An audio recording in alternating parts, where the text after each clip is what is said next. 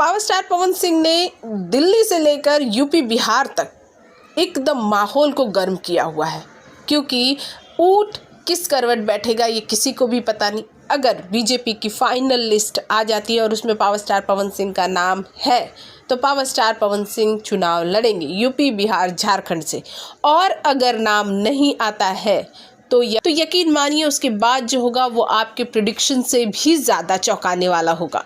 जी हाँ, अगर खबरों की माने तो आरजेडी उन्हें टिकट देगी, और अगर बीजेपी उन्हें टिकट नहीं देती है तो बिहार, झारखंड और यूपी से आरजेडी उन्हें टिकट देगी। लेकिन अगर यहाँ भी बात नहीं बनती है तो दिल्ली से आप पार्टी पवन सिंह को टिकट देगी। जी हाँ, और आप पार्टी जो उन्हें टिकट देगी तो वो लड़ेंगे मनोज तिवारी के खिलाफ चुनाव।